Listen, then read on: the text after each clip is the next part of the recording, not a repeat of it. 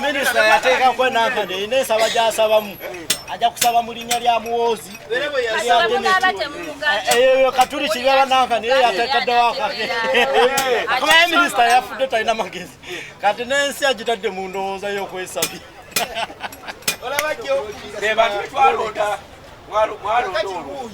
ageze simanya ate kutongoza bunyanga atongoza bubina kutongoza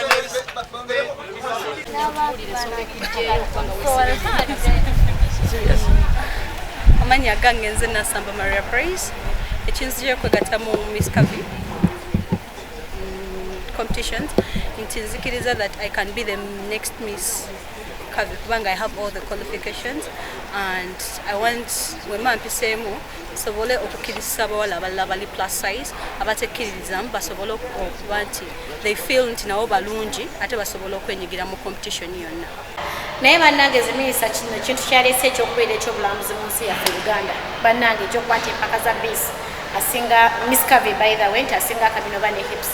bannange tugenda kubeera nga tusindika abantu kubeera nga tebagenda mu bitu bino ebigeza simaya tugeze hips simaya tugeze akabina kakana bafundiddeyo ebirwadde tubirajo nyo nebinyo ku social media ngo omuntu akabina akamu kavunda akasimanya kakwata isaka asimanya kakona bannange mutuyambe ezo kintu ng'ekyo nganze ng'omusofira sikiwagira olw'ensonga nti aye tugamba promoting oba obuseegu mu Uganda katola abatalina hips bakole batya ekintu kya minisita kye yagambye ngo balonde Miss Kavi olw'okubeera ne hips ennene simaya biki nze sikiwagira yadde n'akatono kubanga ffenga abali mu baana ab'okuwala naddala abato abaana bagenda kubeera attracted ogenda bakozese eddagala nga lya fako simaya biki olwokuba baagala obubina baagala hips ng'ovudde ku ekyo nze nabange ekigenda okupromotinga pornography mu Uganda kubanga abasajja basinga baagala nnyo abakazi simaya bakola abalina hips simaya abalina figa n'olwekyo nze sikiwagira yadde obulambuzi butandikira ku ffe abantu nga minisita bwe yagambye naye sisuubira nti ku bye tulina ku mubiri gwonna twali tunuulidde hips na kabina tutunule ku bintu ebirala n'ekirala buno obutonde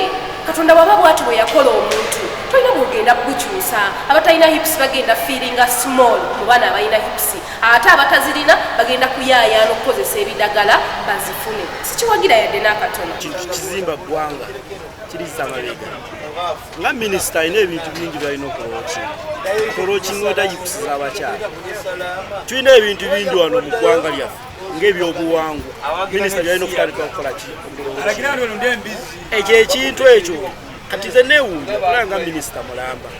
nga tayinza kulowooza ku kintu kiggwanga nga bwe kiri yasoma hisitole ya Uganda oba wamuno sikitegerekeka kubanga kati bw'oyolokinga hips z'abakyala kati abakyala ogenda bateeka mu zzu ogenda bakolera akatimba bateekemu kibe ekyobulambuzi oba ojja kusanga nga buli mukyala mukuba omuyite abantu balina ebyokukola nga minisita ekyo ekintu ndaba mu magezi agange si ekintu Uganda kati nga bwelina okukulaakulana nga kyekintu kyoyinza okulowooza tutalina ebintu bingi tulina obuwangwa bwaffe wano tulina ebintu bingi nwa tusobola okulookinga abazungu ne bajja ne bakola ne batuwa ku ssente si bintu byabakyala kakati e Kenya tebaliyo e Tanzania tebaliyo lwaki ogamba bana Uganda togenda kulookinga nga minisita nganze ku lwange si ekyomulamu akati Uganda kyerina okukola kulowooza nga minisita muwa amagezi addeyokko asome hisitole ya Uganda ategeera obuwangwa waffe buli butya ebintu ebirimu kati bikyali bingi nnyo byokulookinga nga minisita ng'omulimu gwe gulina okukola eyo endowooza gyalowooza mu nsi muno bannayuganda bonna bonna abaliwo nembantu bonna abaliwo yalowooza kuleeta hips z'abantu zayagala naye talina yandibadde chairman erusi wano n'abyogera naye minisita n'ayogera ekintu ng'ekyo effe byatwewunyisiza nnyo twabirabye ku lutimbe naye twasigadde tugulabye minisita mulamba kino kyajjeeyo olwaleero tuli ku biseera bizibu nnyo abaana baffe babakwatira ebibuuzo naye nga twebuuza ebibuuzo biva ku kyeggwanga lisobole okukwatibwa abaana ebibuuzo ng'ate basasudde sente zaabwe abazadde tuli ku buzibu nnyo olaba isu ng'ezo zandibadde zitambuza eggwanga mu maaso okusinga okugamba nti ojja kulookinga obubiina bw'abakazi obubiina bw'abakazi abamu bagenda wawali mu ndeeba mufa ku mwana wattu ne bakola obubiina bunene nga bakukozesa ddagala obutali bya butonde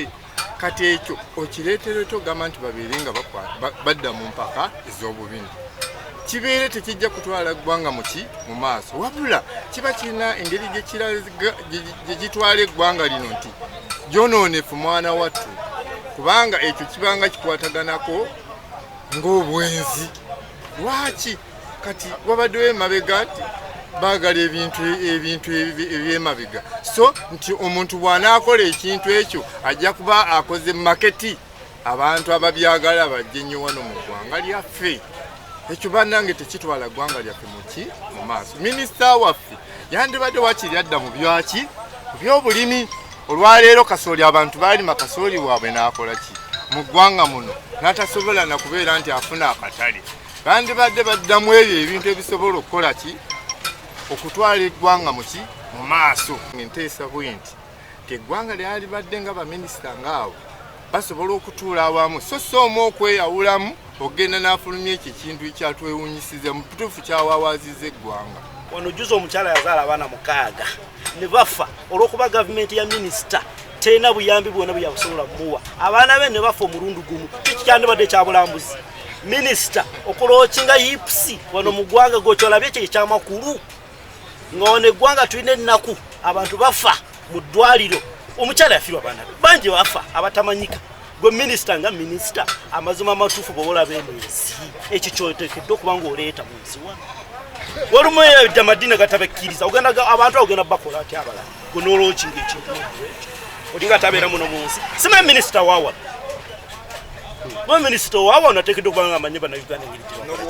n'obuwanga bw'obutambula. Kati nze kiwanda okwogera ekyo ekintu simwewuunya kuba juzi yagamba wano nti ye tamanyi n'abalangira n'abambejja muno mu nsi yaffe wano Uganda. Kati minisita okwogera ekintu bwe kityo kati nze newuunya n'okwewuunya wano twekaabire kuba ffe ensi yaffe yafadda. Ekya IPC si kya bulambuzi mu ggwanga lyaffe gakuba bagadde kukireetawo bulenzi naye nga si kituufu era tetukiwagira. Ensonga ya minisita gye yayogedde teyandibadde mbi naye nze ndaba tekirina makulu kubanga abantu okuva eri mu bajja okulaba omukyala nti alina hipusi nnene tekirina kyekigoba kuba tekigenda tuweereza magoba ate n'omuntu okubeera ne hipusi ndaba tekirina kyekiyamba. Kati kyogamba banaavanga eyo okujja okulaba abalina hipusi kati ate abatalina hipusi ekitegeeza abahipusi be babeera n'omugaso kuba baba bazze kulambula mu bazze kulaba hipusi kuba hipusi tezireeta magoba oli muntu buntu. Nze ndaba tekirina makulu. Ebyobulamuzi yandinoonyezaayo ate lisita ekirala naye nga si kugamba nti yanoonya bakazi balina hipusi. Eri abo baba bansiimye oli n'antunuulya n'anneegomba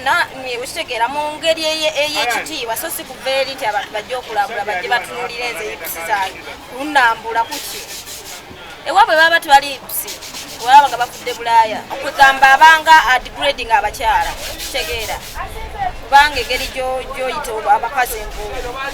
ng'oli ayita abakyala n'abasimbya layini simanya mbunyaga kulondamu kati n'oyo naye ze ŋŋanzi sisobola.